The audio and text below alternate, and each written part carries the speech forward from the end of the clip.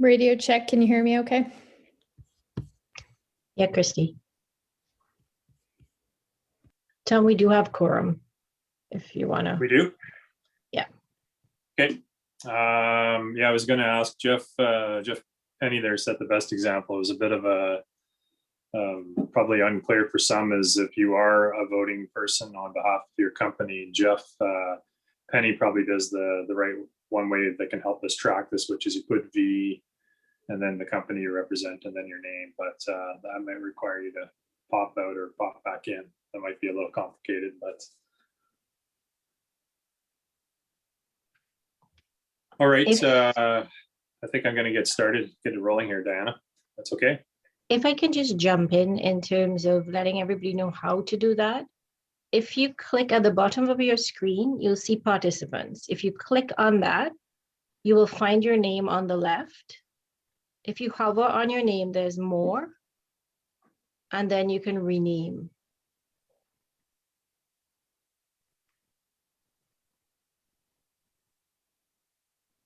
Sorry, back to you, Tom.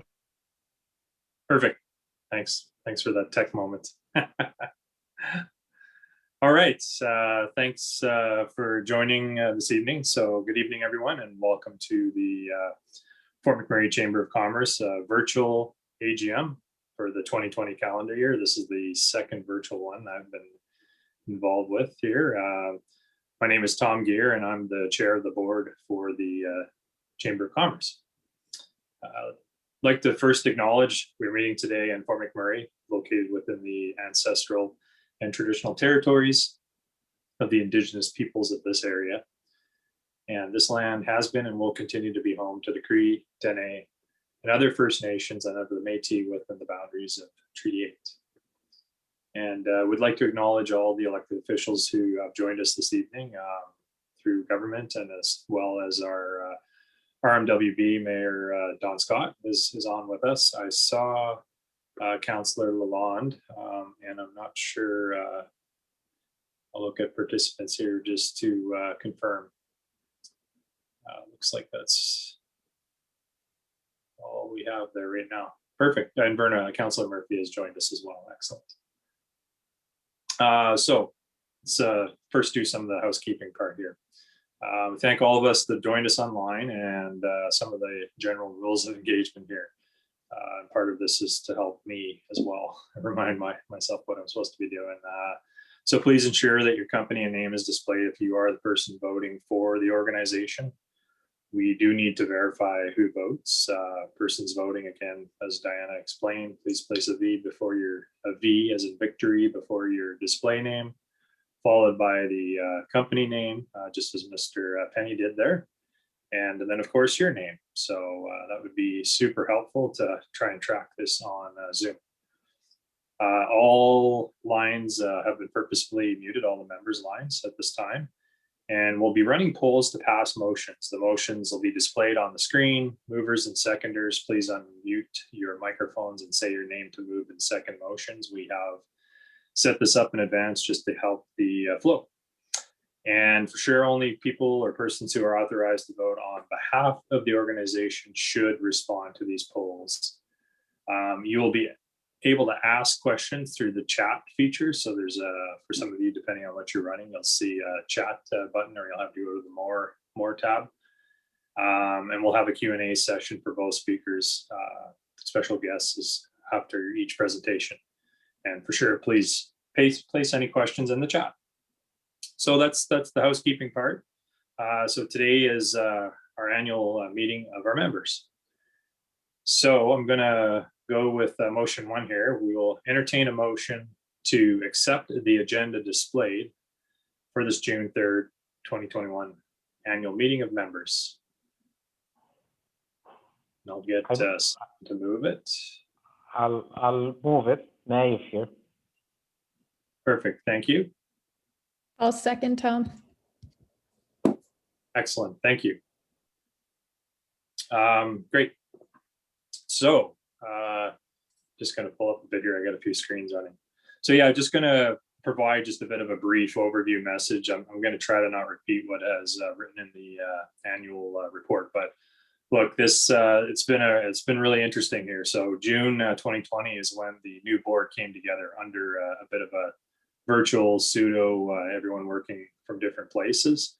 And it's 2020 and then in through this year, it's definitely been like no other for everybody. I'm not going to go on all the different events, but simply put, I think this board had a lot of work cut out for us, and every board does. So this I'd say is no slight to past boards. This is the nature of the work, and every board's had challenges right through the boards that were through other various events in Fort McMurray. But for sure, I'd first like to take the time to extend a lot of gratitude to past directors, who some are on this call, and for sure the present directors.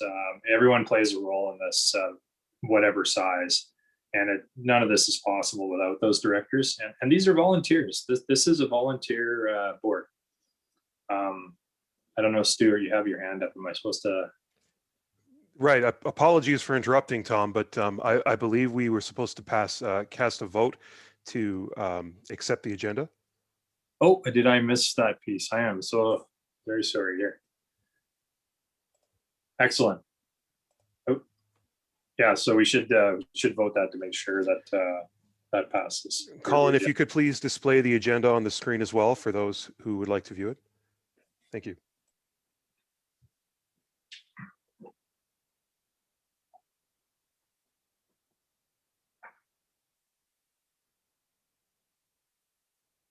Perfect. Thank you. It's passed. Thanks. Yeah, so just continuing on with the year. So I just want to reiterate about that from just the volunteerism, and it takes a lot of dedication of time and expertise, and definitely have appreciated the wisdom of this organization. So for sure, on behalf of the board too, definitely want to acknowledge the amazing team that runs the machine at the chamber. We brought in an interim director, Nick Sanders, who graciously stepped up into the office after some changes last year, and he was serving on the board for over a decade. And then definitely Diana, who joined us in September of last year, has just taken this role to a new spot, provided exceptional leadership and vision. So, you know, I've actually been coached not to use the word resolve anymore for what Fort McMurray goes through, but just so many different events through the past 12 months, you know, and despite all that, the organization has come out of it exceptionally stronger.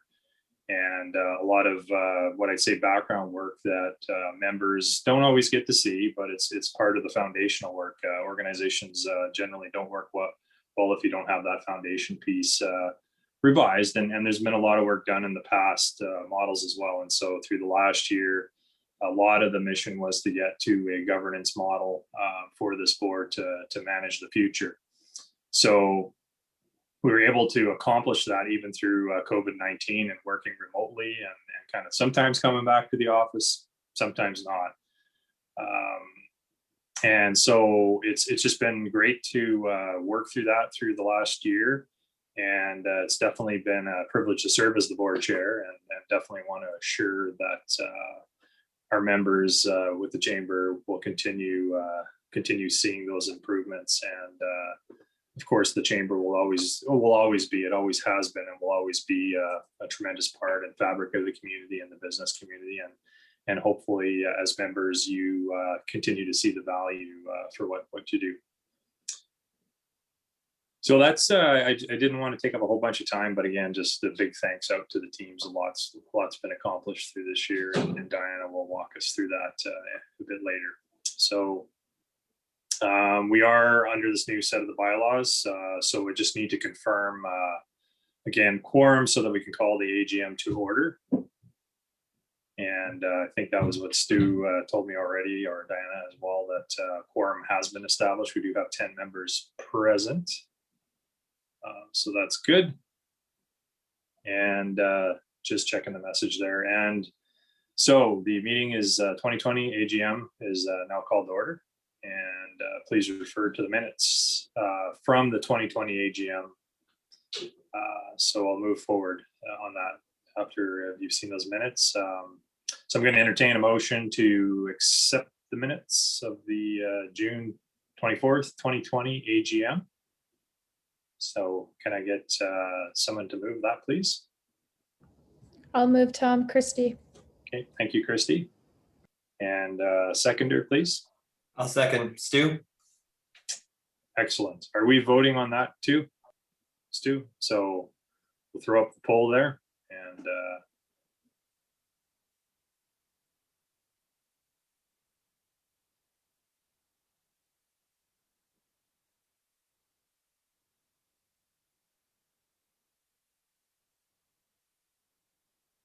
okay, that is passed. Thank you. So now I'll again welcome Diana D'Souza, our Executive Director, to present the 2020 operations report. Thank you, Tom. I'm counting on somebody to put up slides, otherwise I'm going to be lost.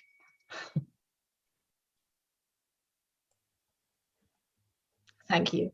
Good afternoon, everyone. So it's my pleasure to be here with you today to provide an update on some of the programs, initiatives, as well as achievements of the Chamber in 2020, and also to give you a glimpse of what we've been doing in 2021. If I can get the first slide, please, the next slide.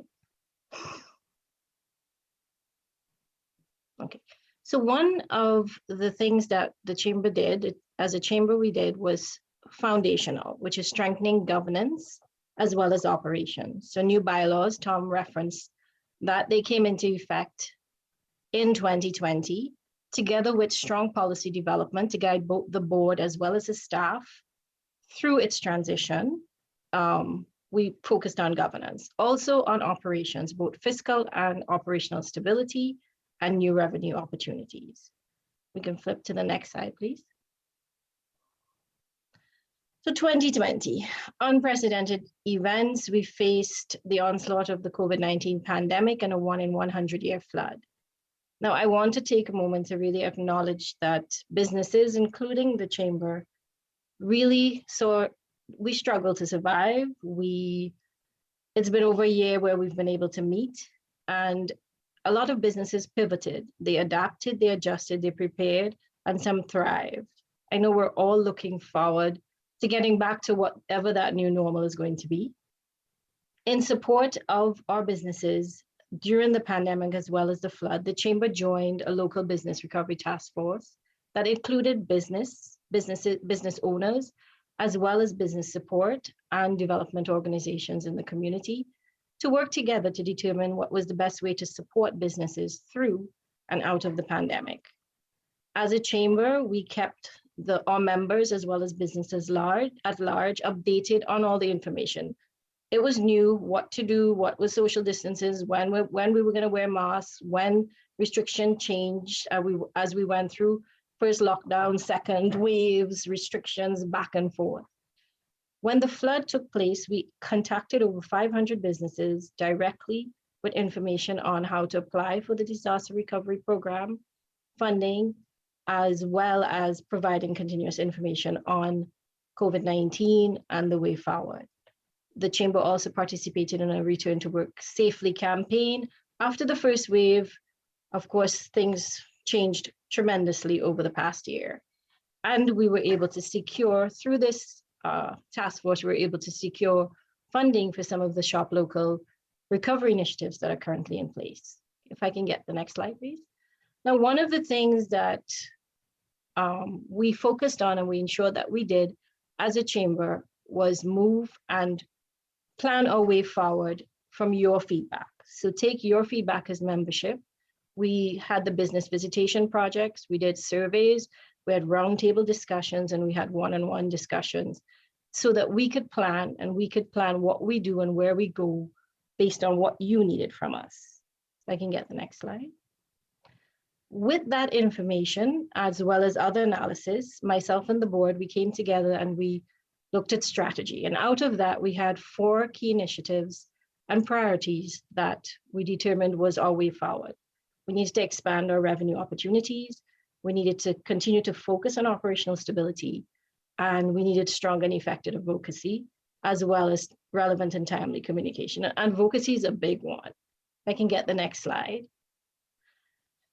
I would say as members in your feedback, you screamed at us that please remember that your fundamental role is advocacy and please advocate for us. So we listened, we took your feedback to Mayor and Council, and Mayor and Council asked us to come back with initiatives and priority. We supported flood mitigation to 1 in 200 levels for Tyganova Downtown and Longboat Landing.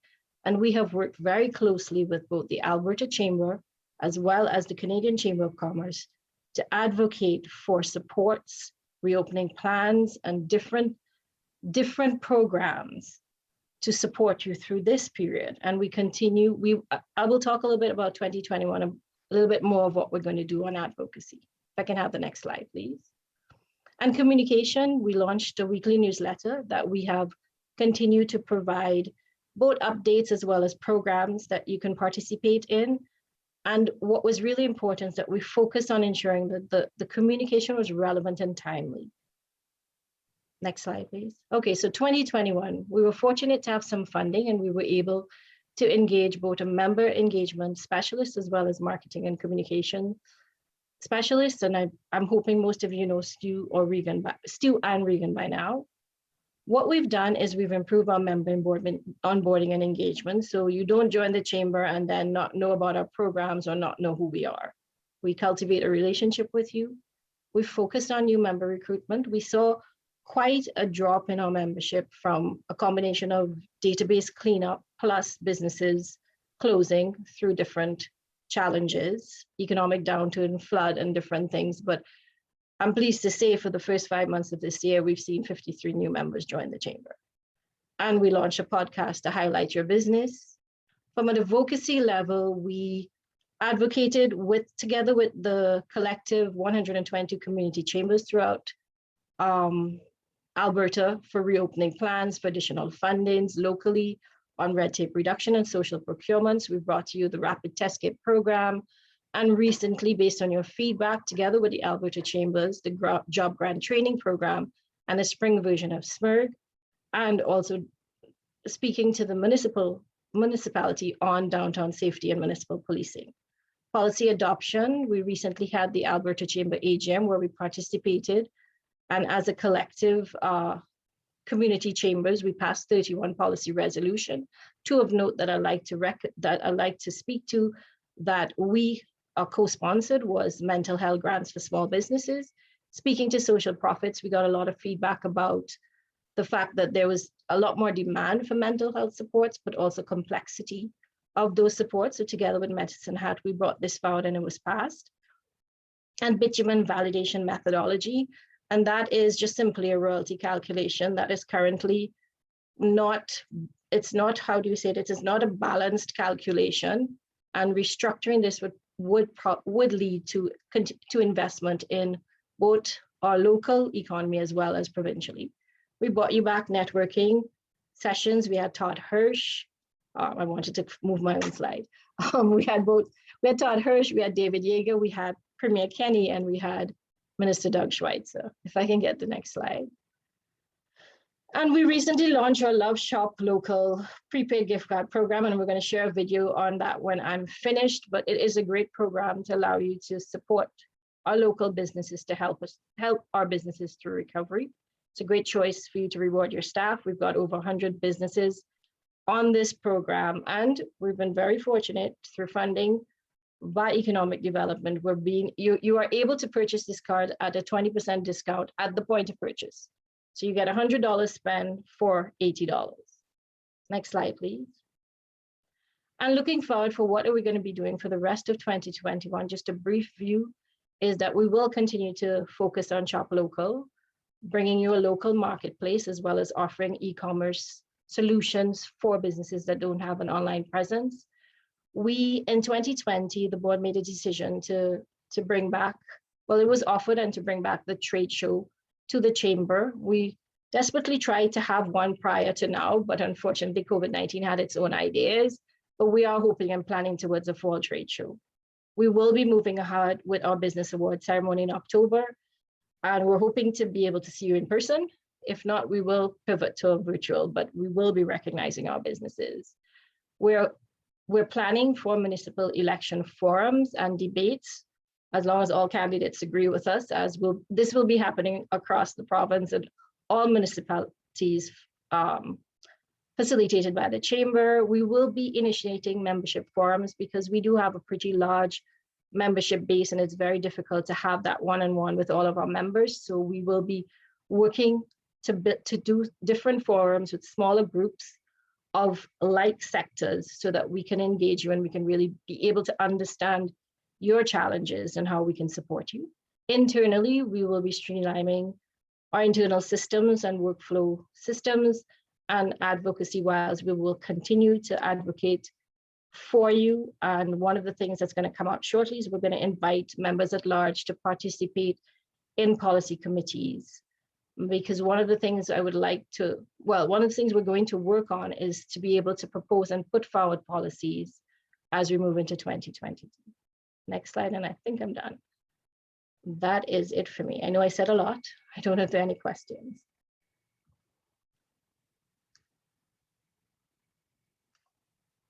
Okay, I don't see any questions, so I just want to share this video with you. And I want to say before the video kicks in that as a chamber, we walk the talk. So we shop local. We used a local vendor to print. We had some renovations. We use a local vendor, and I would say chamber member to do the work. We had to purchase a safe. We do it locally.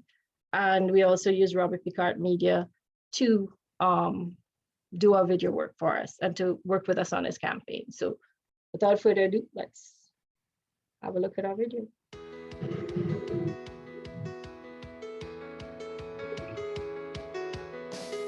Hi, Fort McMurray. I'm Diana D'Souza, Executive Director of the Fort McMurray Chamber of Commerce. Today, I just wanted to express my heartfelt thanks to you for your amazing response and support to our Love Shop Local gift card program.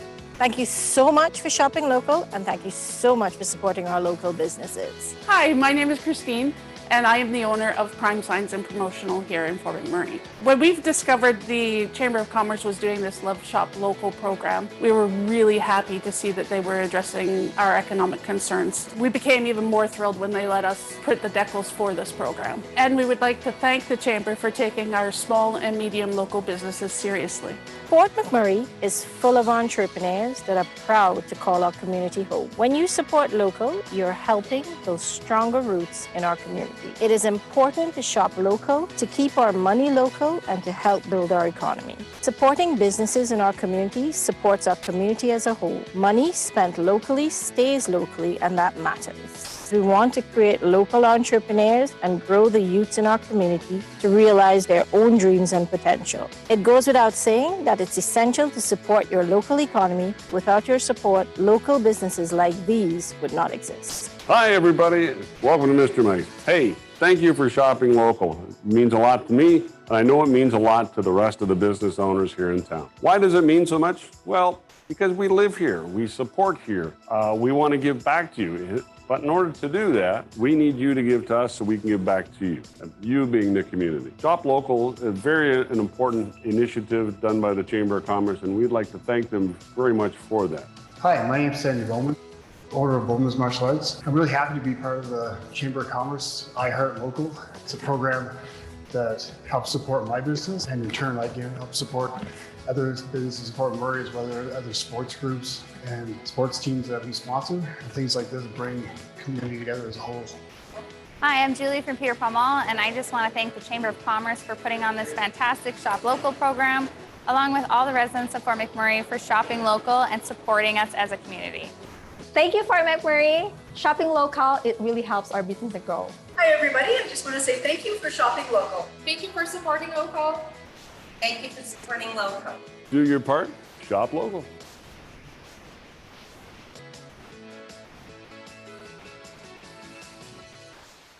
Thank you, Fort McMurray, for shopping local. And to find out more about Love Shop Local gift card program, please visit our website.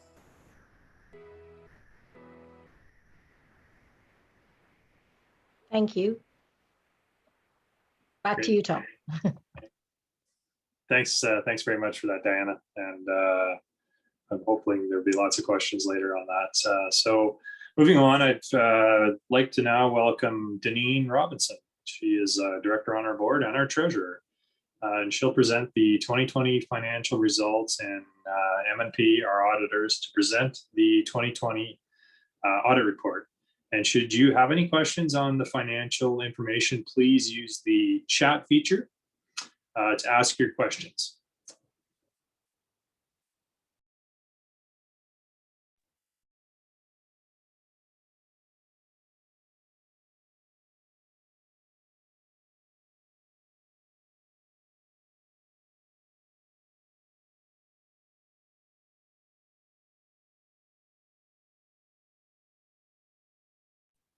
You got to fire off the mute there, Denise.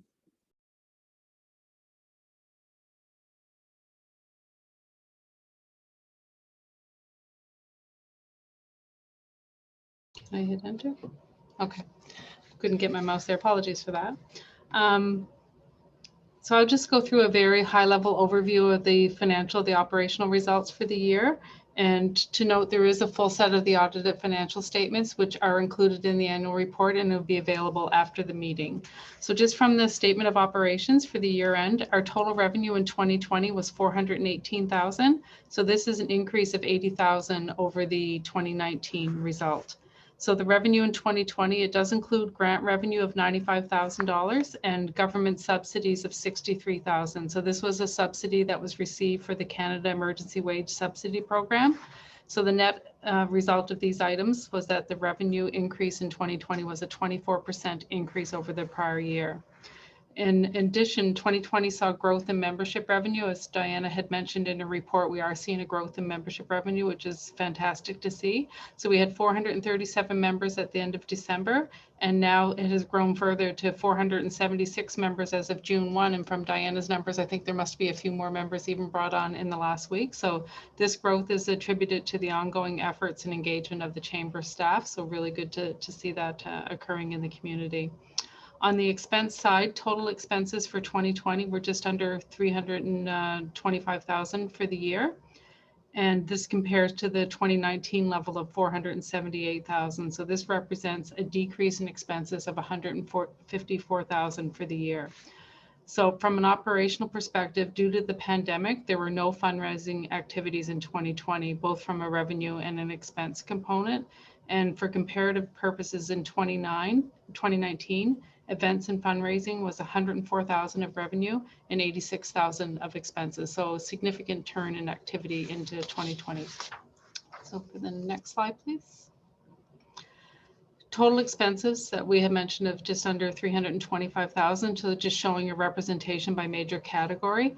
Salary and benefits, so consistent with prior years, this represents the largest portion of the pie at $214,000 or 66% of the total expenses. In 2020, the Chamber activity was really limited to core membership activities with the restriction and cancellation of events and other activities. Office rent and administration is the next largest category, and that's 19% of the annual spend. So these two categories represent 85% of the total operational expenditures for the year, followed by some other smaller categories, which is consistent with our prior years. Next slide, please. So the combined impact of the increase in the revenue paired with the decrease in expenses produce a positive bottom line of $93,578 for the year. So this is a significant improvement over the an improvement of $233,000 over the prior year, which recorded a deficit of just under $140,000. So the biggest impact contributing to the 2020 operational result was the reduction of expenses of about $153,000. Next slide, please. So for the annual result, the Chamber finished 2020 with positive net assets of just over $40,000. So this consists of $5,000 that's invested in capital assets, $17,000 that's internally restricted, and another $17,863 as unrestricted net assets. So net assets, that's the nonprofit equivalent of equity. So that's what remains after the Chamber has recognized its assets and liabilities for the year. This is an improvement of $93,000 over the prior year deficit of just under $54,000.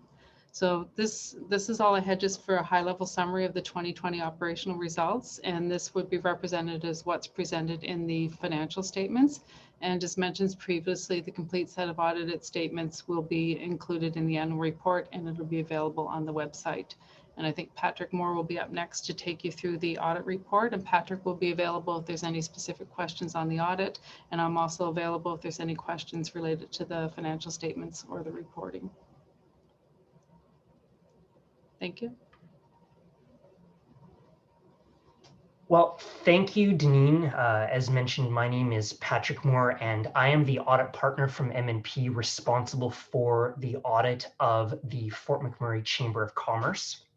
My purpose here tonight is just to provide a brief overview of the audit process and results.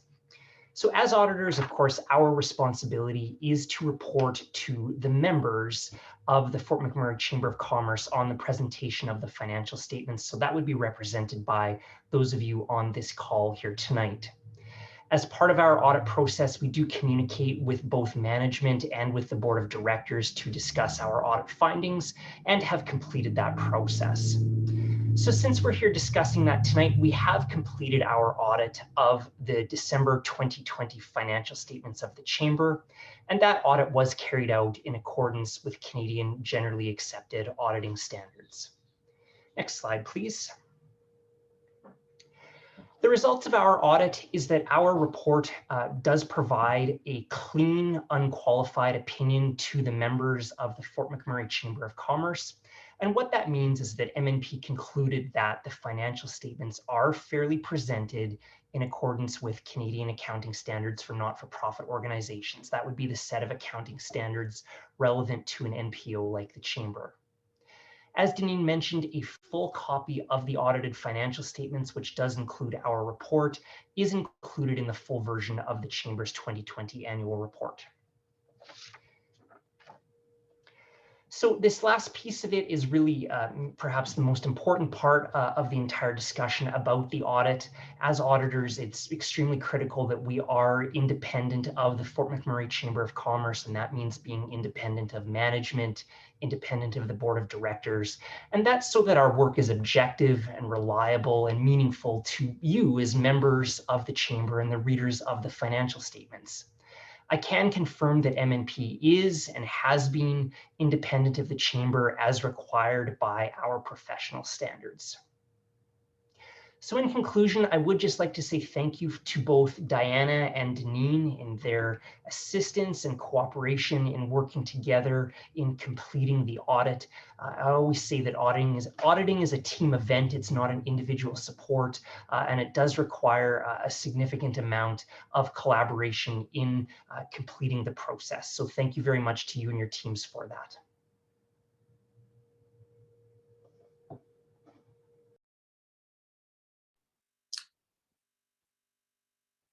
Great, great, thanks. So I will, thanks Deneen and Patrick anyway on all that, and definitely more questions if necessary, but I'm gonna entertain a motion to appoint MNP as the auditors for the, for 2021. Can I get someone to move it, please? I'll move, Christy. Thank you, Christy. Seconded. I'll second, Deneen. All right, excellent. We'll go for a vote.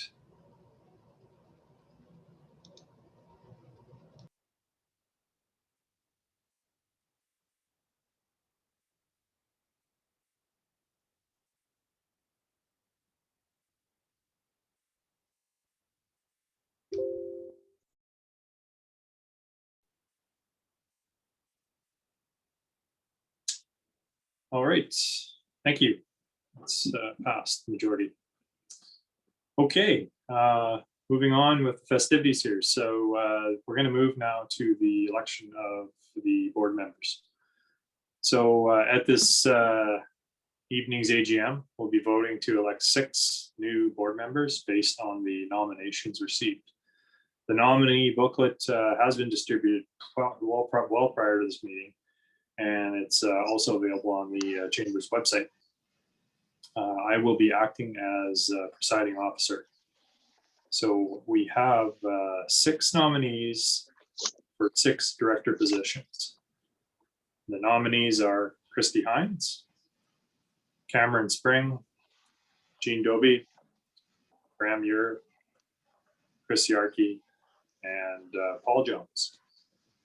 So based on the number of nominees not exceeding the number of vacant positions, we will now raise a motion to have these nominees appointed by ordinary resolution.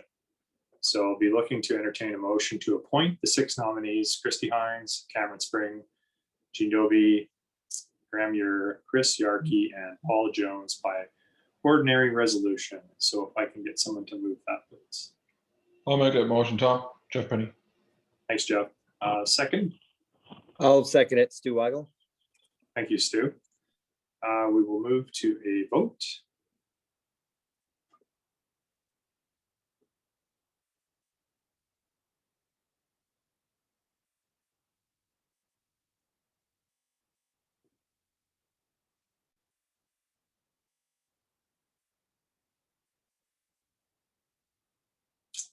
All right. Thank you. Big congrats to all the new board members. So now I would like to invite Mayor Scott to swear in the new members. All right, I'm just going to do a quick test, Tom. Can you hear me okay? We're good. Okay. So once again, thank you very much. And will the incoming board members please raise your hand? It is not necessary for you to stand up in court, or if we were doing this in person, it would be necessary to stand up. But even in court these days, they are not requiring that. So please simply raise your right hand and repeat after me. I, and then state your name, swear that I will faithfully perform my duties as director of the Fort McMurray Chamber of Commerce and will, in all matters connected with the discharge of my duties, and to all things and such things only as I truly and consciously believe to be adopted to promote the objectives for which the Chamber of Commerce was constituted, according to the true intent and meaning of the bylaws. So help me God.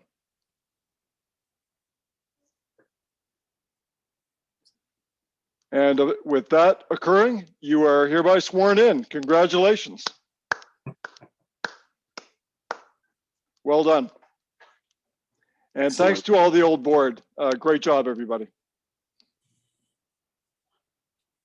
Back to you, Tom. Thank you, Mayor Scott.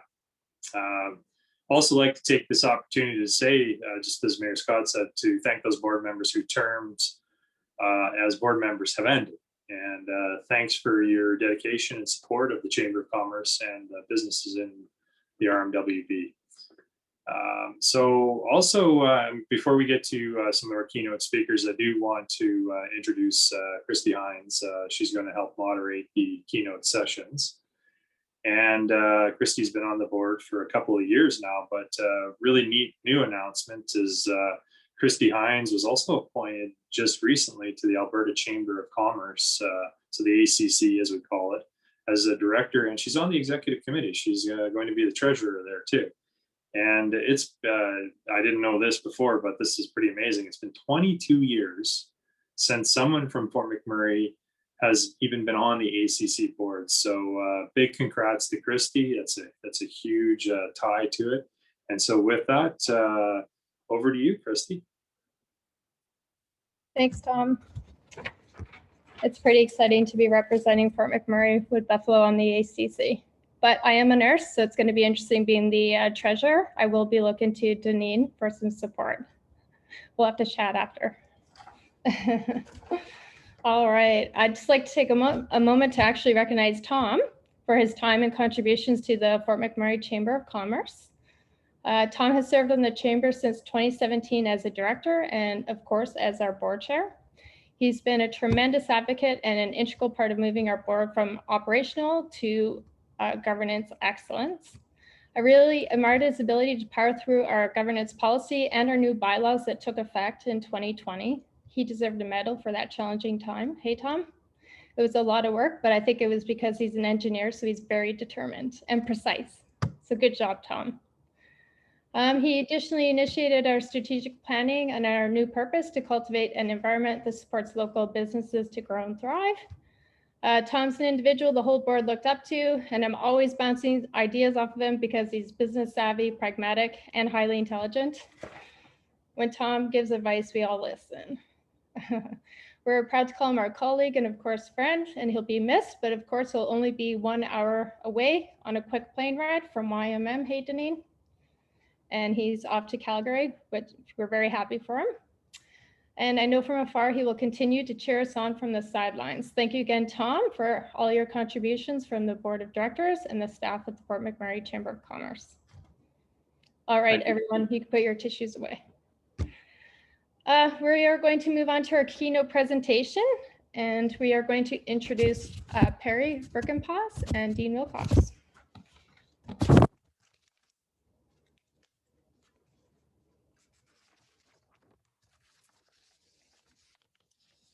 All right, I'm going to start with Perry. So Perry Birkenpass is a lifelong learner and former energy executive whose passion is supporting business strategy and executing performance improvement.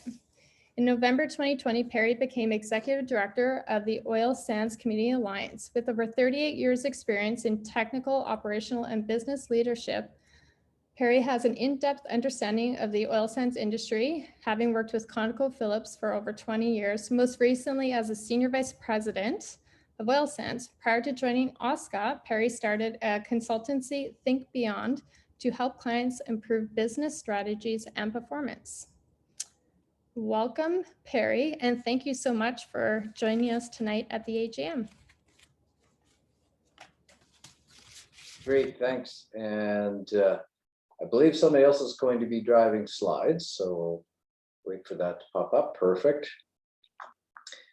We can move right to the next one. Appreciate the opportunity to share with you folks some thoughts and ideas, and we'll. One of the things you don't want to assume is that I know many of you know who OSCA is, but to not assume that that's the case for everybody. Our work is focused in the Athabasca oil sands area and within 4 focus areas: the Indigenous relations, workforce, community well-being, and infrastructure. We're a member-directed group that produces about 80% of Canada's natural gas and oil, and greater than 90% of the oil sands production. OSCA has a long history of working in the area, and I'm proud to say they've been helping find innovative solutions and supporting collaboration across the community. Going to the next slide. I want to touch on 3 key things. Impact of COVID. Due to the pandemic, the global economy basically shut down, dramatically decreased oil demand, and led refiners to slash processing, cut production, and storage tanks swelled to the lids, as we say in the industry. This resulted in oil prices reaching historical lows, and we all remember the news when oil prices actually went negative.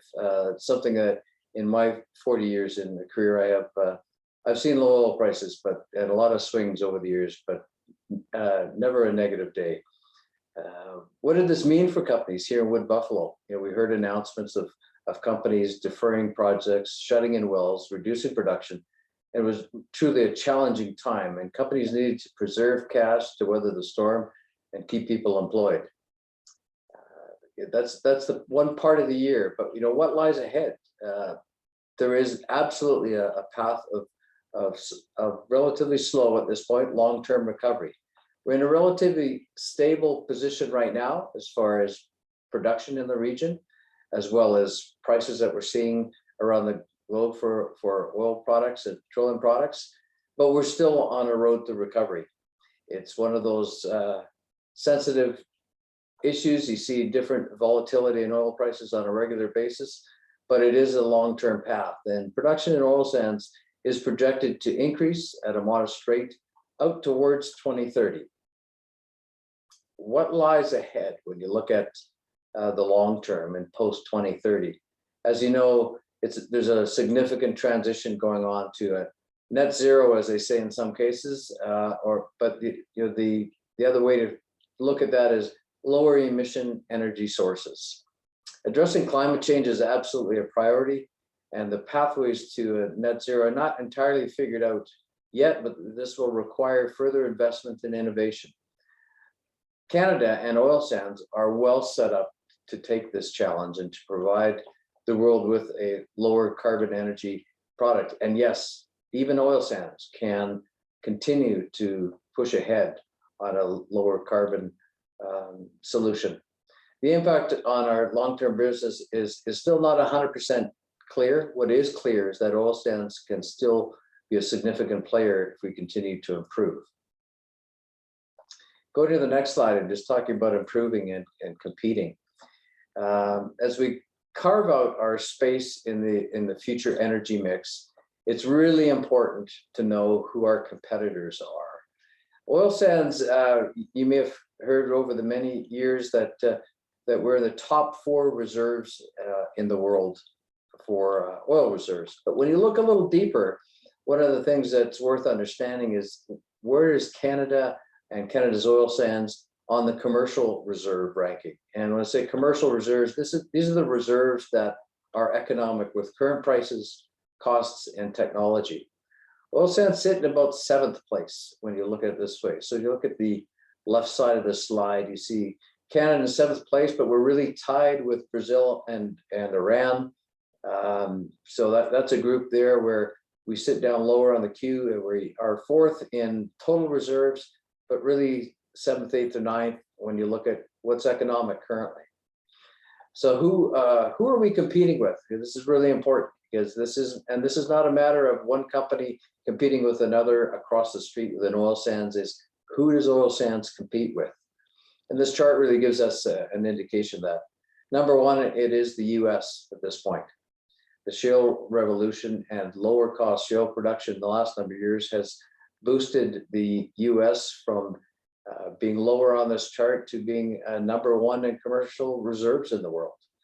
And then you get the Middle East with Saudi Arabia and United Arab Emirates, Iraq, Kuwait, and Russia. Those are all our key competitors at this point. They all have significant reserves and relatively low cost production. One of the big differences between oil sands and the people we're competing with is time.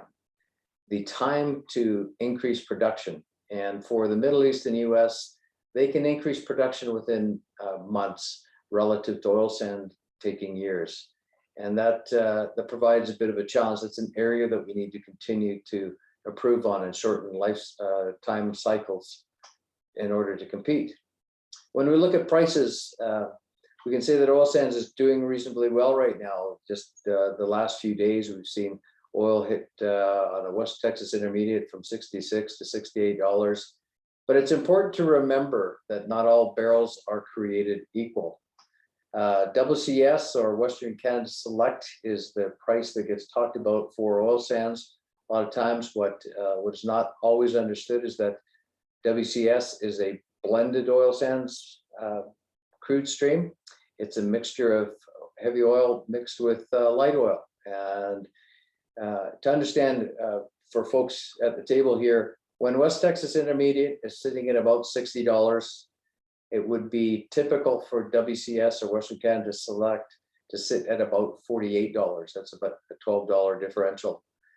And the people, for people to realize, and some of the folks around the table that are in the industry would get this, but SAGD producers who need to blend their heavy oil with light oil end up getting less than WCS price. Typically that could be $42. So from 60 to 48 for WCS to 42 for SAGD producers. So we have a disadvantage in that regard, but what's amazing is how much production has been grown in the region despite that disadvantage that's built into our production. One of the things to realize though with this pricing is that as soon as oil prices hit a higher price, we've seen north of $100 in the past. Right now we're seeing $68. you will see fairly immediate reaction from shale plays in the US and the lower 48, where rig counts go up quite quickly, and shale plays and producers in the Middle East can quickly drill wells, get them started up, and increase supply. Problem with that is driving when supply is driven up, the prices get driven back down again. So we're in a world that is materially shifted in the last number of years, and that is primarily as a result of shale plays, climate change, and those are the things that we need to compete against, along with, on the right-hand side of this chart, I've just showed who else are we competing against. We're now very much competing against other forms of energy, wind, solar, hydro, even discussions of nuclear. Those are all back on the table, and part of why we need to compete. And this is an area that we, one of the things that we rise to the challenge of in industry. So when we think of, so we need to compete. We know who we need to compete against, and what does that look like?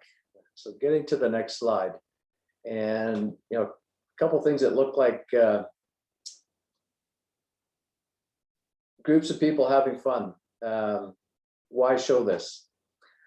One of the things just to share with people that we will not likely see the booms of the past. It will be about sustainable development in the future. Continuing our cost competitiveness and fiscal responsibility will be a constant and important theme as we move forward. But it will take new and creative approaches for all of us to continue to compete so that we can all prosper. And that prosperity is for industry as well as the community and individuals and companies and your members. Why show this surfboard with so many people on it? This was setting a new world record in California. 66 people rode on this huge surfboard at one time. Picture on the bottom is a VW camper van. 2015, this group in the UK worked to break the Guinness World Book of Records for the number of people that could get into this van. So why does this matter? Industry is working every day to figure out how we can challenge the capacity of all of our facilities. A significant portion of growth in oil sands future is not just accepting the nameplate capacity of the existing facilities. It's not about buying more vans to get more people moved. It's really about getting more people into the van. It's about how do we figure out ways to be creative and get more production through existing facilities. It's just that much more economical than building new projects at this point.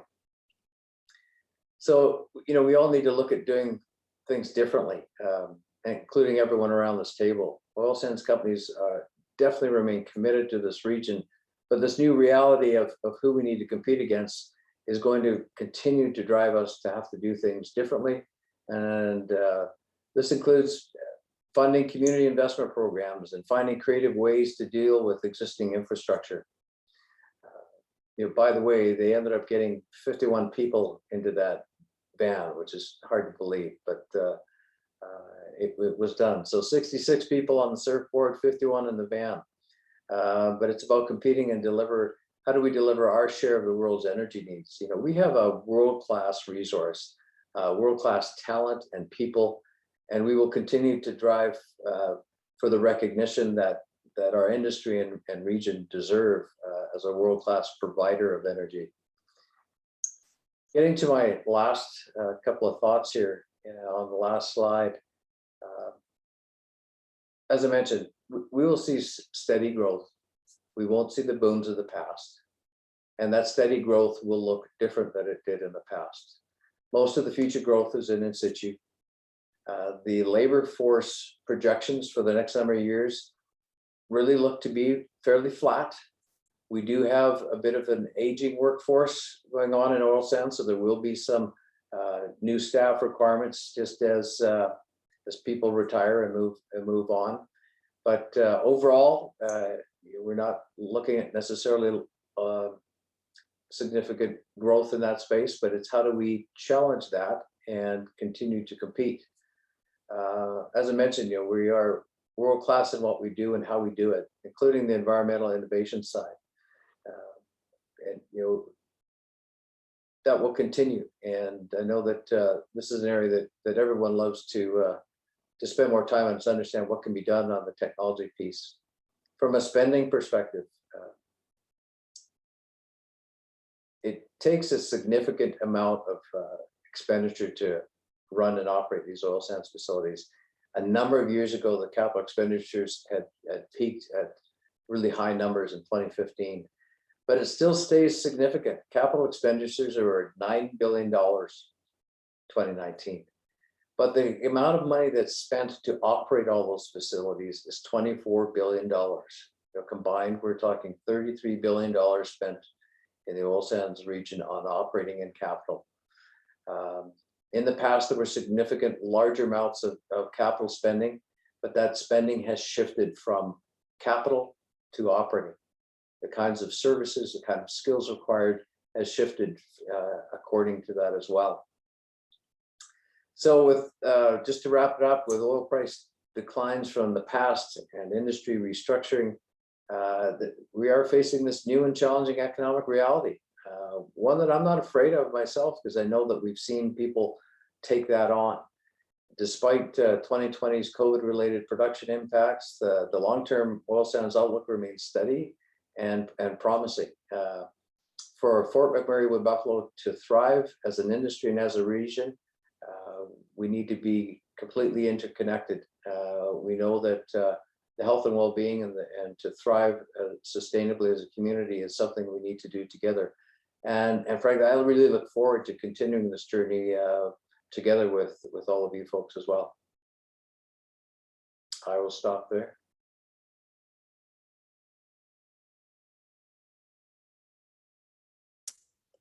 Thank you, Perry. 32 in capital, 32 billion, that's a lot. It adds up quick. Well, you can see how that helps all the local business in our region. Absolutely. Well, nice to meet you virtually, and I hope that very soon we'll be in person sometime in the near future. Absolutely, yes. And congratulations on your new position. All right. Thank you. It's funny, it doesn't even feel new anymore. It's been 6 months. Yeah, I guess just because I've never met you, because we're still virtual, but in a normal world, we would probably see you at luncheons and everything else. So it feels like it's new because I've never met you in person. Well, appreciate the time and opportunity, and I know that some of the things I may have teed up, that I know that our next speaker will be able to chime in and provide some specific insights to one of our members is doing in this area. Sounds good. Thank you very much. All right, so next we're going to move on to Dean Wilcox. So Dean Wilcox is the Senior Vice President of Regional Services. He has spent almost 35 years with Suncor, starting his career with Petro-Canada and progressing to executive leadership roles in maintenance and reliability at our oil sands operations, followed by approximately 3 years with the Edmonton refinery before returning to Fort McMurray. He is currently chair of the Wood Buffalo Food Bank and former vice chair of the Northern Lights Regional Health Foundation. Dean also participates in Suncor's Inclusion and Diversity Council and has a passion for people development and improving workplace safety. Dean and his wife, Jackie, have 2 adult children, and in his spare time, he enjoys basketball, hockey, football, and likes to run, golf, and travel. You're a man of action. Hey, Dean. That's it. Not so much on the travel side these days. Yeah. Yes, no, exactly. Well, welcome, Dean, and thank you so much for joining us tonight at the Fort McMurray Chamber of Commerce AGM. Thanks for having me, and good to join you tonight. Perry, as he's indicated, provided a great backdrop for just what's going on in the industry, who our competitors are, and what the future is shaping up like for us. I think what I'll try to do is give you a bit more context from a Suncor perspective, and hopefully not duplicate too much of what Perry also shared with you. I think it would be appropriate. We're probably tired of talking about it, but to start with COVID and just where we are with that. It's been feels like a long stretch here. I'm sure you, like me, feeling like we're just want this over with, but COVID doesn't seem to want to go away. It's really been a long stretch for everybody. And I'm proud to say that, Suncor has really showed up well in this space to help protect our employees, contractors, and be responsible within the community at the same time. We took a fairly significant decision a few weeks ago, actually, to delay our planned maintenance that would have started early May to early August. And that was after consultation with our medical folks, as well as understanding better from an industry perspective, just some of the challenges our industry was facing in other operations up here. The variant certainly took hold, and we felt strongly that in order to help bend that curve, that we could do our part to delay base plant and our firebag outages so that we could be able to accomplish those in a much better state with respect to COVID later on. And so far that looks prudent. Really hope that folks get vaccinated, and that will really help us to be able to fill the manpower requirements that we have to execute a large turnaround like that. We're expecting upwards of 2,500 folks on site to be able to execute the planned maintenance work that we do have to be able to run safely and reliably. Early on in the pandemic, we, like others, reduced significant on-site personnel in Fort McMurray at our operations locally and base plant Mackay River, but also our other two locations at Firebag and Fort Hills, and maintain regular response teams to be able to adjust and manage an ever-changing pandemic, not one that we had dealt with before, obviously, and needed to be able to read and react as things evolved. Over the course of the year, many of us have been working from home early on, feeling like, hey, we can do this very well and for a long time. And what I think we're finding as well, a lot of us want to get back to the office, but do feel like there's a kind of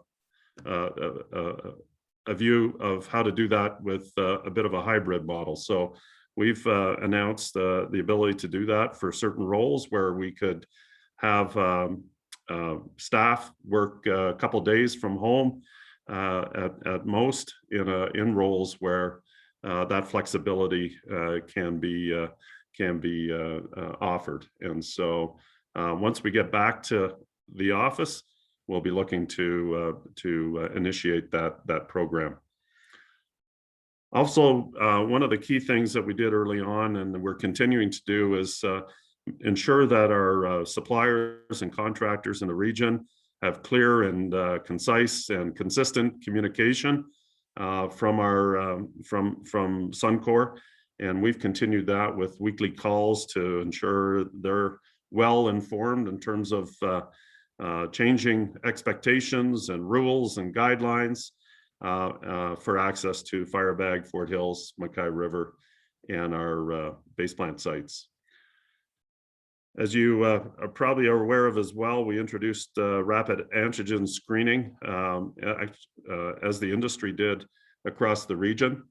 And we've made that mandatory for our sites, Firebag, Fort Hills, and Mackay River, and for those supporting our planned maintenance events at both our base plant and our Edmonton refinery. And I think consistent with others' experience, we've found that has been extremely helpful in identifying those that are infected with COVID and ensuring the safety of personnel at our sites and preventing outbreaks.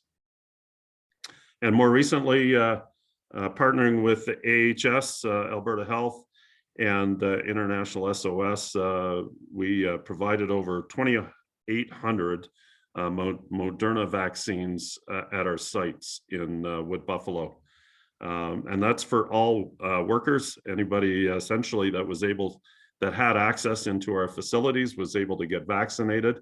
And I think with great success. And it was a strong reminder that if we make it easy and accessible for folks to get vaccinated, they will get vaccinated. And we're really pleased with that. And we're looking at potentially doing another round of that at the same time. So it didn't matter what province you were at or you were from as well, you were able to get vaccinated. So if you flip the slide there, Stuart, wanted to talk a little bit about our regional operations, what our future looks like, and our commitment to the Wood Buffalo region. About a week ago, we did an investor day, I should say. I was going to say annual, but it's actually the second one in Suncor's history. And our CEO, Mark Little, discussed the company's strategic objectives. And while Perry gave you a great global perspective on where the industry is and the competitive landscape, it's important to how Suncor is responding to that. And so where Suncor is in terms of these challenging times and what's in store for us in Fort McMurray is a few of the key focus points that I'll delve into here, and maybe through Q&A be able to answer any other questions. Strategically then, Suncor is intending to be Canada's leading energy company by growing our business in low greenhouse gas fuels, I should say, electricity and hydrogen, while sustaining and optimizing our existing hydrocarbon business and transforming our greenhouse gas footprint. Our strategy is enabled by a number of factors. Our expertise in the energy sector is second to none, I think. Our long life resources, we've talked a lot about that over the years. We know where the oil is, we just need to be able to go get it efficiently. And our integrated business model, a competitive differentiator for Suncor. And that means we have operations from the oil sand to our retail customers. And through that, we have very strong connection to our customers. And finally, world-class ESG, environmental, social, and governance performance. Those are key for us. Our strategy creates value for shareholders, customers, and wider society in support of our purpose. And our purpose is to provide trusted energy that enhances people's lives while caring for each other and the earth, something that is our North Star in everything we do. So we'll continue to reduce emissions, reduce costs of our core business while we expand into growing business segments, into renewables, into decarbonization areas that fit within our capabilities, our expertise, and our value chain. The goal to be net zero by 2050 was a substantial commitment for us, something that the wider industry globally has been in the news about for sure. Important for us to actually develop a plan of how to get there. Our intention is to do our part and help others do theirs, to address climate change and achieve that net zero by 2050. We need to do that in the context of meeting the world's energy needs at the same time. One of the great examples of reducing greenhouse gases in our base operations is the construction of the new cogeneration facility at Base Plant here in Wood Buffalo. It's a $1.4 billion project when it's complete, and will replace our coke-fired boilers and help generate the heat, which generates the steam needed within our operations. So not only reduce emissions, but also generate additional electricity, replacing coal-fired electricity currently produced. This is a significant reduction in GHGs for Canada. It's about 1.5% to 2% reduction from a Canadian context, so very significant. We continue to, at the same time, work with other suppliers and government to develop and deploy clean technologies to support this goal of achieving zero by 2050. Other areas that we're focused on is to grow our low greenhouse gas emissions businesses that will materially contribute to earnings and cash flow. Our core oil sands business, though, is essential in being able to support this and support our business growth into renewables, electricity, and hydrogen. Segments that are already integral to our business and that we have expertise in, but that we need to grow in order to support that energy transition. Since 2006, we've operated the largest ethanol facility in Canada. And as the world progresses from food-based biofuels to that second generation of renewable fuels made from waste, we are poised to continue this leadership position through partnerships and investments. We have an investment in Enerchem down in Edmonton that actually converts municipal waste into ethanol as a pilot initiative. Suncor has been producing, I should say, energy through electricity for the last 20 years. Today, we're the 5th largest producer in Alberta, and as we grow our cogen capability, can everybody still hear me okay? I got a little signal that, okay, thumbs up, I saw that. Through our cogen facility of 800 megawatts and our Fort Mile wind project of 200 megawatts, we are on track to become the 2nd or 3rd largest power generator in Alberta. And we see more low emission power opportunities in our future. Hydrogen, that's a hot topic these days, and we had a significant announcement. We have considerable expertise in hydrogen at a commercial scale, and we've been producing that in Canada for over 50 years to support our operations in Canada to generate power and heat. We are the largest producer and consumer of hydrogen in Canada, accounting for 15% of the national supply and about 20% of Canada's demand. You're probably aware that recently we announced a blue hydrogen partnership with ATCO in the Edmonton, Fort Saskatchewan region. We're studying the economic feasibility of this facility, where 65% of the hydrogen output would be used for our Edmonton refinery, replacing gray hydrogen, which is produced directly from natural gas, and approximately 20% of the output could be used by ATCO to blend into Alberta's natural gas distribution system, further reducing GHG by lowering the carbon intensity of household gas consumption. And the remaining supply would be sold to third parties. In addition, we're producing more than 300,000 tons per year of clean hydrogen.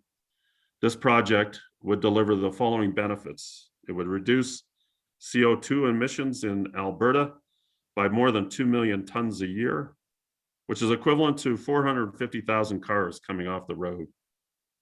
It significantly advances Alberta's hydrogen strategy and position in that market and business, generates substantial economic activity and jobs across the province. I think that's where the growth comes from, and makes a sizable contribution to Canada's net zero ambition. So addressing climate change, and providing low emission sources of energy to meet the world's needs is a major challenge. And the pathways to get to net zero are not entirely clear. It requires investment, technological advancement, product innovation, regulatory support, and partnerships with businesses, governments, investors, and our customers. It's not easy, but it's important, and we're up for the challenge for sure. On the base business side of things, and certainly close to our hearts here in Wood Buffalo, it's really important that we sustain and optimize our base business. It is core to Suncor, and important that we be able to do that. You know, the Wood Buffalo region's always been an important part of Suncor. We have very, very deep roots. Over 4,000 of our employees live here, call Fort McMurray home, as I do, and that family will grow as we assume operatorship of Syncrude later this year. And as Perry talked about, the world will continue to evolve and be competitive, and those cost pressures, climate pressures will continue to face us. And so our job is to develop and produce resources efficiently, I should say, and with as little environmental and social impact as possible. It's clear that Fort McMurray and Wood Buffalo will be a significant part of meeting Canadian and US energy needs. Long-term oil sands outlook remains steady, and to maintain that trajectory, we must continue to be competitive, both as an industry and as a region. We'll need to make difficult decisions, there's no doubt about it, to reduce cost, fiscal responsibility, and responsible infrastructure development and municipal planning are critical, and are critical for our competitiveness and long-term viability. I'd like to turn now about that long-term viability, and the next slide there, Stuart, if you could, and talk about Syncrude integration and how important that is to our business and longevity as an operator in the region. It is one of our top transformational priorities that we have. As longtime neighbors, Syncrude and Suncor have been essentially synonymous with oil sands. In Northern Alberta, both have been in Northern Alberta for more than 50 years, have strong regional roots, and staffed by generations of workers on both sides of the highway, if you like. Besides being the largest, two of the largest operators, I should say, in the region, both companies are known for their technological innovation. Both have pioneered many of the processes used in the industry today, including an expanding suite of technologies to both improve environmental and economic performance. And we'll need to continue that journey. Seamlessly integrating Syncrude into Suncor's upstream operations is a key priority, as I mentioned, to improve our competitiveness. And we think and have committed to free cash flow improvements of $300 million a year. As that external landscape continues to evolve and change, our ability to leverage the strength of our collective operations, our integrated model, and capitalizing on our knowledge and strong regional presence is essential in terms of enabling our competitive position for the future. We expect and are working towards operatorship of Syncrude towards the end of the third quarter, and coming off the announcement in March of this year. So a very quick transition. Further integration will happen over the course of the following year to 2 years. as we move forward and seamlessly integrate the two businesses. It poses and presents significant collaboration and optimization opportunities between the two organizations. Day one, as I said, full integration will not be complete. It's almost equivalent to the integration of Suncor and Petro-Canada back in 2009. The good thing is we're kind of across the highway, as I said earlier, but it will take time to integrate the functions, capitalize on our collective strengths, and optimize the operations across the region and the corporate business functions. When all is said and done, Syncrude's business will be managed as one of several assets within the Suncor upstream portfolio and operating model. We know there will be little to no workforce impact for the vast majority of operations employees, as we will need to continue operating strongly going forward. Typically, and within these types of integrations, it's the business and corporate services that support the centralized model where we see areas of synergy within both organizations, quite frankly. And that's where we'll see most of the change day one, but some of that will happen further on as well. The Syncrude integration has actually been, an evolution of the work we've been doing with Syncrude and providing services to Syncrude over the last several years, providing things like lodging, natural gas, site security, technical assistance, and drilling service to Syncrude. So this is a significant step forward, but we've been providing services already. We expect significant ongoing collaboration and optimization through turnaround and maintenance improvements. We've been doing secondment between Suncor and Syncrude, exchanging people, built the interconnecting pipeline between the two facilities that was started up late last year and early this year. It connects both Base Plant and Syncrude, and we've been able to take advantage of that several times through this year to provide increased integration, operational flexibility between the two facilities. We'll continue to look for ways like that to combine the strengths of Syncrude and Suncor so that we can enable a strong regional future and unlock the full potential of our combined operations in the region from a cost effectiveness and competitive position perspective. If you could switch slides there, Stuart, sorry. So going forward, the Syncrude name will be maintained much the way that Fort Hills exists in Suncor. And I know that's been a topic of conversation, and people and employees have been wondering about that. Syncrude has a long tradition, a very strong and proud brand, and employees have immense pride in the Syncrude brand, in the culture and the history of the company. And so certainly respect that, and made the decision to retain the Syncrude brand.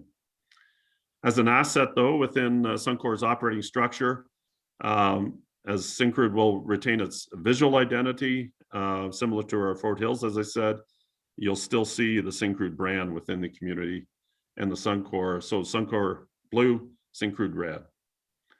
Syncrude employees, though, will become Suncor employees as part of this transition. A lot of work underway to ensure Syncrude employees are fully integrated into our systems. As I said, it'll take a bit of time to do that. And so while they'll change their company name, many things will remain the same. Our priority is maintaining the safe and reliable operations of all of our facilities, including the Syncrude facility. We'll continue to support communities where we operate, and the current commitments that have been made will be honored and maintained. We know Syncrude's community investment program is an important part of the quality of life in the region. And investing in the community is something that is important to both Syncrude and Suncor. And we expect to maintain and invest in the region. From a relationships with suppliers perspective, those relationships are important to both companies, and important to local businesses as well, I know. We will look and assess future business contracts. That's part of the transition work, something that is normal in these kind of integrations. And so a lot of work to be done before we assume operatorship.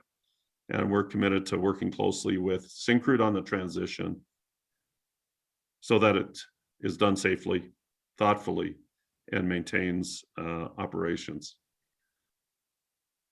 In terms of communication, we'll ensure that contractors from both organizations are communicated with throughout the process.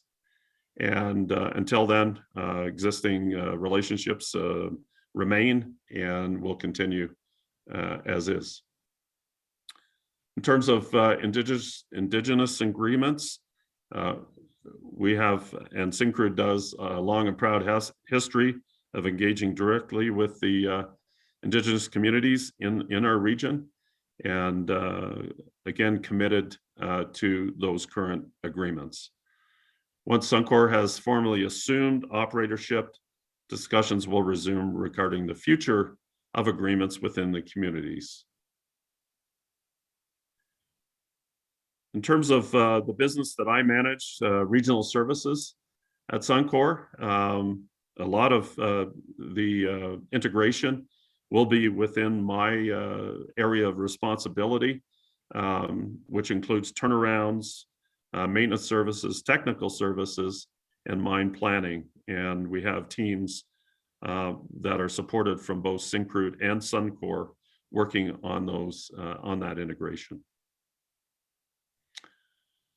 So a lot of work to go as we head to the end of September, and expect integration to continue after that point, to further and fully integrate, and expect that over the next several months or so.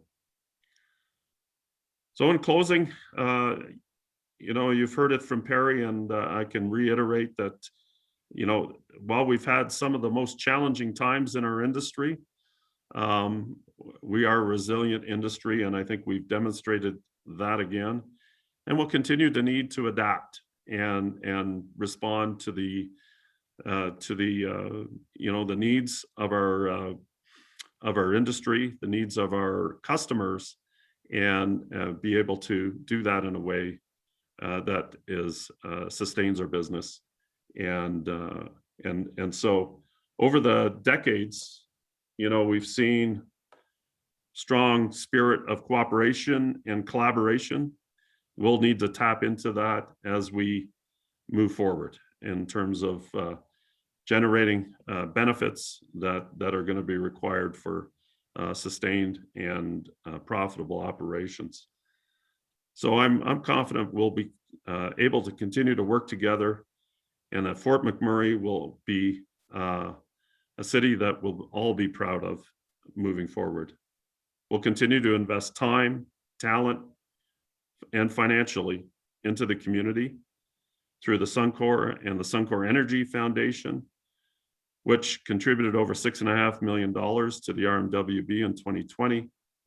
And last year, through our SunCares employee program, donated over 17,500 volunteer hours and more than $2 million to the local community in Wood Buffalo. We'll continue to share our ongoing plans with the community and work with you as we navigate forward. Thank you for the opportunity to come and share some of Suncor's story with you. Well, thank you, Dean. That was really interesting to hear about the integration of Syncrude and Suncor. And of course, thank you for your Suncor's contributions to the community. They have been massive. And like I said, it was interesting to hear about how the integration of the two companies will affect local business here in Fort McMurray. So we are going to move on to our question and answer period. Just a few items to address.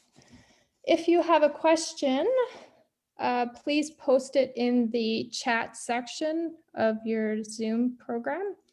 So if you have a question, just post it in there. We do have some additional questions that we'll be asking, but we're going to go ahead and get started.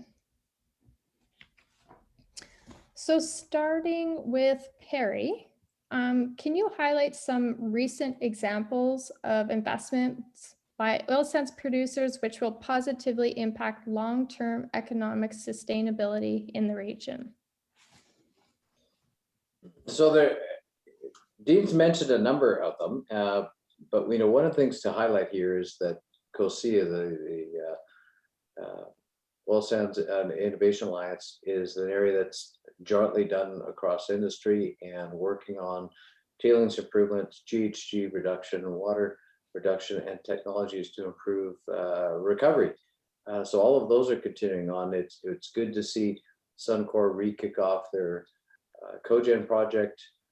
A number of other members are working on what's CCSU, but carbon capture, storage, and utilization projects, and those will be definitely highlighted more in the next number of years as we go forward. You know, one of the things that you'll see in oil sands is that there's been continued improvement on the technology side that continues to improve the environmental performance, the water use, GHG reduction, and every year we keep finding ways to pull that back and continue to have lower impact on the environment as well as operating costs.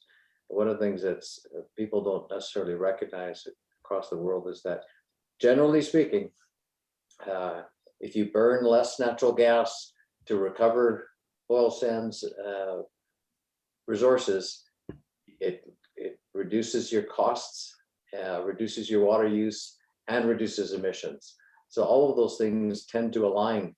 It's not very often where there's things that we need to do to improve our environmental performance also don't necessarily support long-term operating costs. Thank you. Next, this question is for Dean. You mentioned net zero GHG emissions by 2050, and Suncor has highlighted investments in electricity and hydrogen. Should we be concerned about the future of oil sands because of diversification? What does this mean for Fort McMurray? That's a good question. I think one we get quite a bit. You know, what I would say to that is investments in electricity, hydrogen, decarbonization opportunities that reduce GHG are essential for us to be able to decarbonize our business and meet ours and really society's goals to get to zero by 2050. To Perry's comment, we think there's opportunities to do some of that and improve the efficiency of our operations. But we also think there's you know, government involvement required as well. At the same time, the industry, with its concentration like it is, it does provide opportunities as well for us to collaborate across the industry in this space. And so we think there's opportunities to exploit that with our industry partners in terms of things like maybe carbon capture, sequestration, as an example. And so at the same time, if you look globally, we expect as you know, third world countries require more and more energy, that the global demand will continue to increase in hydrocarbons. And so our opportunities to decarbonize, meet that demand, and at the same time, we don't expect our overall production to increase dramatically.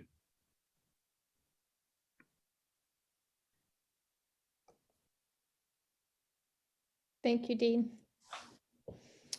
I have a question here in the chat. I don't know, Dean and Perry, if you can see it. It looks like it is directed at Dean. It's from Naif. He's one of our board directors. He asked, is there a time frame for Suncor's Base Plant 1.4 billion coal-fired boiler replacement project? He's wondering when he can start bidding on some of the contracts. Hey, Naif? Well, the work's underway. Actually, we've been in construction and slowed down there a little bit with COVID hitting us, last year, and us trying to respond to that from a financial perspective. But we expect that to start up, where are we, 2023-ish. We should be towards the end of that year. Thank you. We're always curious about these big projects and then they're going ahead. Thank you, Dean. Next question is for Dean. 3 in a row. Dean, are you okay with that? I'm good. All right, you're doing great. What are Suncor's plans for the region in the next few years in terms of spend and production plans? Yeah, that's what I try to communicate through my remarks is the need for us to sustain our business, to get more competitive cost-wise, to decarbonize our business.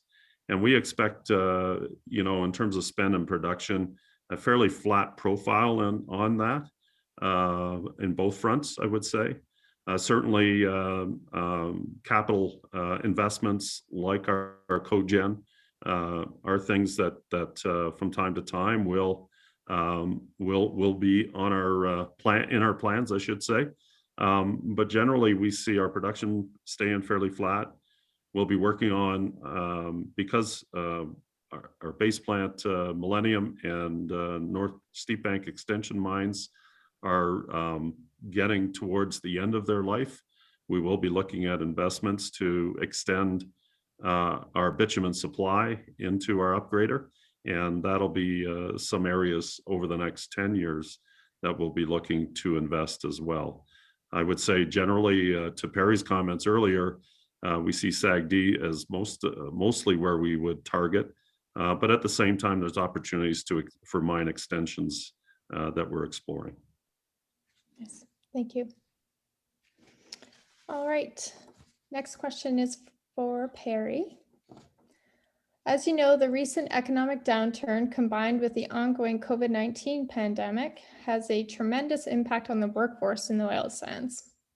Is there optimism about attracting and maintaining a skilled workforce within the sector? Absolutely. It's one of the things I commented on during my talk there was the fact that the workforce requirements for the next number of years look relatively flat. Dean talked about relatively flat production and spending over the next number of years. There's a lot of regions in the world that have oil and gas production that are struggling to keep things flat. Flat is not necessarily a bad thing. What it isn't doing is necessarily shrinking. During the last year at lower oil and gas prices, the US shale production, as an example, shrunk by 15% with reduced investment, and that's likely to stay that way for some period of time. One of the other pieces, so flat's not a bad thing. The other thing to consider is that when you stay relatively flat in production, you still need to spend money to do that, keep it flat. So there's still active spending underway. And people, I mentioned an aging workforce and changes. There will be a need to bring in new people all the time. There are still excellent careers to be had in this industry and in this area. And it has shifted from being the original, a lot of the boom time, 2013, 14, 15 capital spending and those project spending, that the kind of spending you'll see more go forward will be directed towards ongoing operations. So that needs somewhat different skills and somewhat different services that will be required for industry. Something for everyone to consider at the table. Yeah, no, that's a great point. I definitely agree that there's lots of opportunity for long-term successful careers within our region through the oil sands. All right, Perry, you're on the hot seat again. No problem. It's not a hot seat, just a Q&A.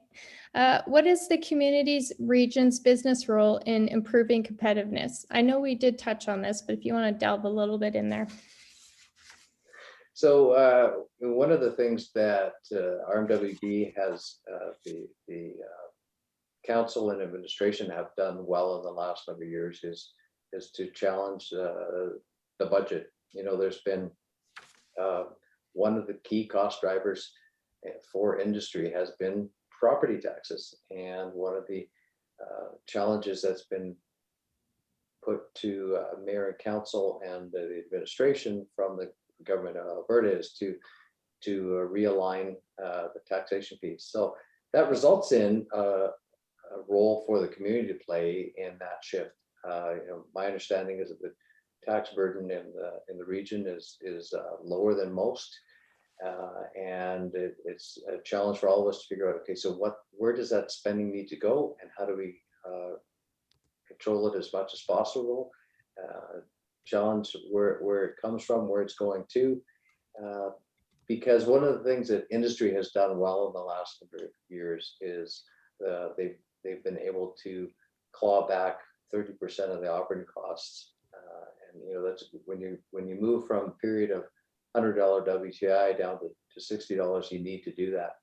Operating costs have improved, but property taxes haven't improved at the same pace that other areas of cost have been. So that's one area that is a challenge for all of us to figure out how to do that together.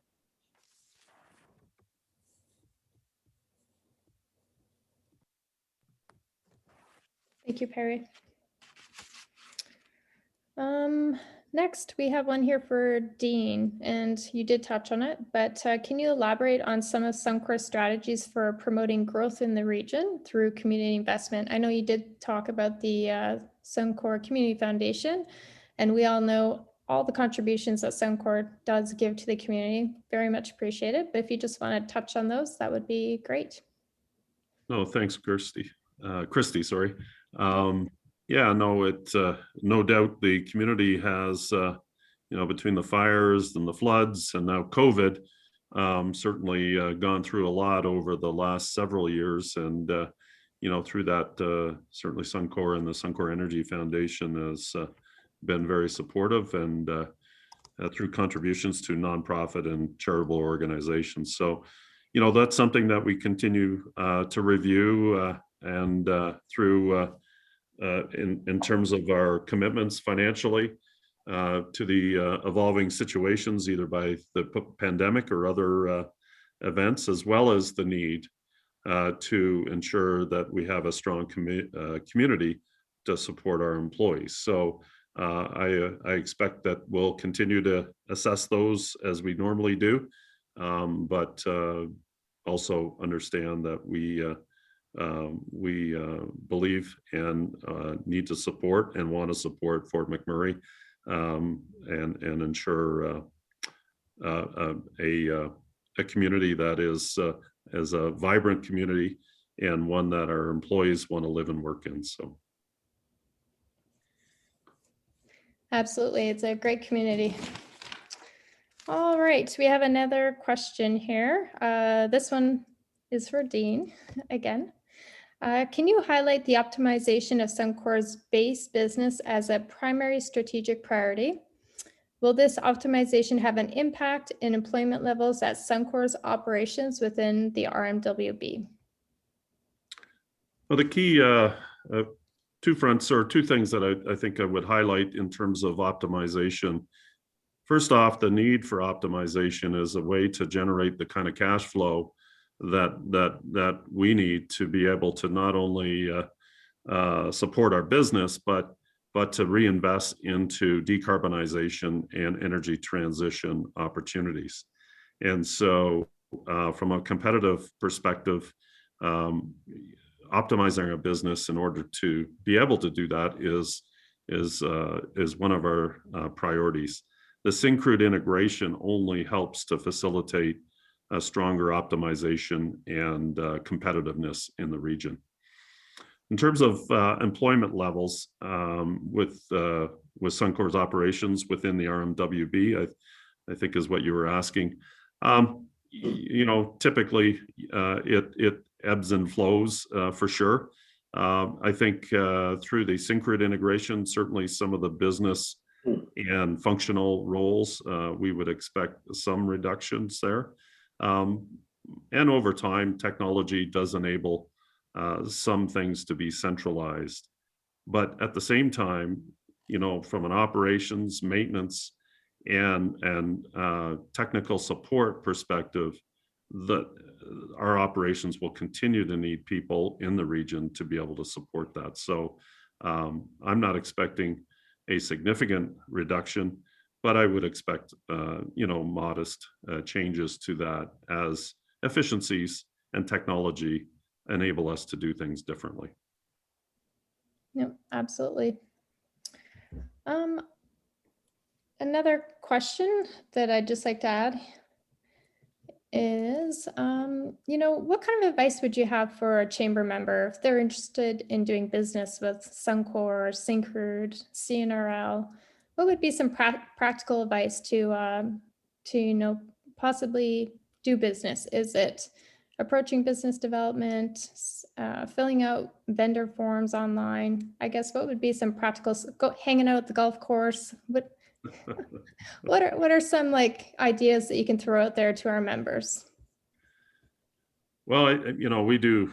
I'll talk from a Suncor perspective. I think that's, and maybe Perry can chime in if he has some other perspectives. But from an industry context, we have, you know, thousands of contractors and suppliers for Suncor, and you know, typically we're looking for those the suppliers that can provide services, materials, products that can do it competitively, that do it safely and reliably, and I think that's probably where we start from. Certainly, from a local perspective, we do like to try to favor that where we can, and ensure that the region is supported at the same time. So, you know, I think filling out forms and building relationships, I will call it,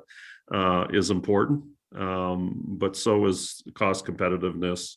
So is, you know, if you took what I said in terms of my remarks and some of the technological advancements that we're looking at, you know, things that can help us reduce GHG and help us improve energy efficiency are also interesting these days, for sure. And technology is ever changing, and something that we're working hard to, you know, actually figure out how we continue to decarbonize our business. So we do have procurement processes that we have, and certainly those are readily available on our website. But that's probably the simple answer for you, Christy, and the chamber.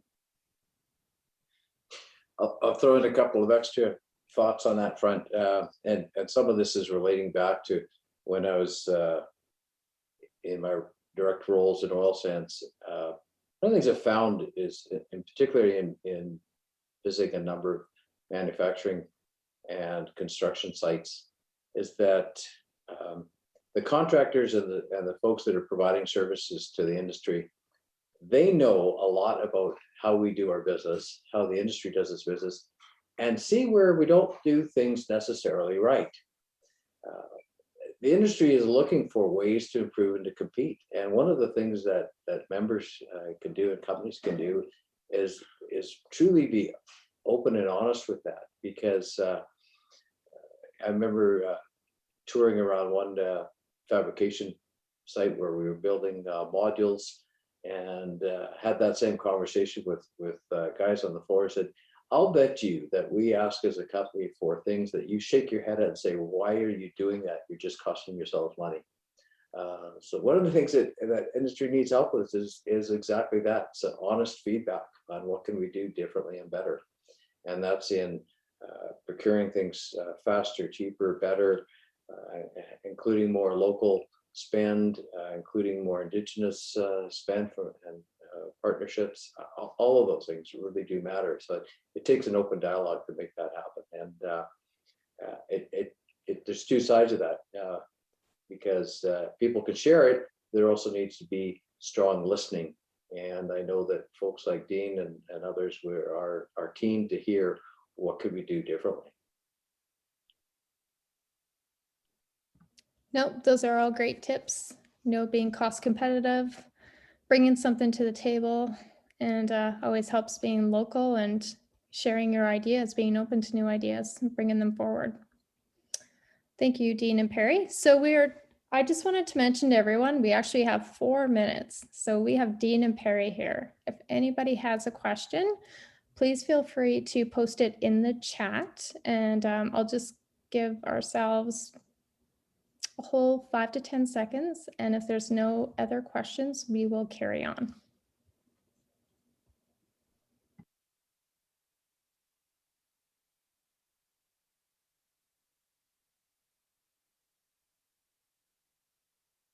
All right, time's up, everyone. I just want to say thank you so much to Perry and Dean for attending our AGM and being our keynote speakers. We really appreciate it. And it was great to hear your perspective and insights and things that we can do as local business to do business with the big oil sands, and appreciate your time. I'm going to hand it back over to Tom here. Great, thank you. Thank you, Christy. So yeah, big thanks to Perry, Dean as well. Good to see you. Haven't seen you in a little while. It's been like the years that we've interacted with each other, and for taking both presenting and then taking the time to answer very candidly some really great questions. So the annual report for 2020 is now available on the Chamber website, and you would have also seen it posted here on the chat. The link was provided. So and it'll be displayed on the screen here with the meeting, and it's available for viewing. So thanks everyone for coming out today. And a special thanks to Infinite Systems for the tech support for this event. It's been exceptionally smooth, and I wouldn't expect any less. So I will now ask for a motion to adjourn the AGM 2020. I'll move. Christy. Christy moves, and can I get a Cameron second? second. Great, thank you. I think we still want to have a vote to make sure we can wrap it up.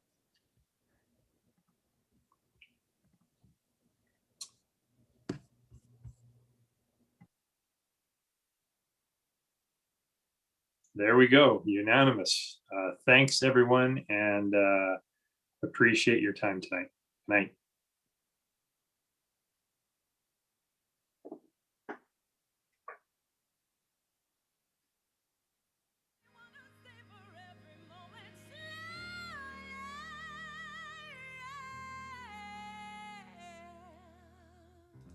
Fit me, tell me, love how you put it on. You got the only key, know how to turn it on. The way you nibble on my ear, on the words I wanna hear. Baby, take it slow so we could last long. Tú eres el imán y yo soy el metal. Me voy acercando y voy armando el plan. Solo con pensarlo se acelera el pulso. Oh yeah. Ya me está gustando más de lo normal. Todos mis sentidos van pidiendo más. Estoy aquí tu mano sin ningún apuro.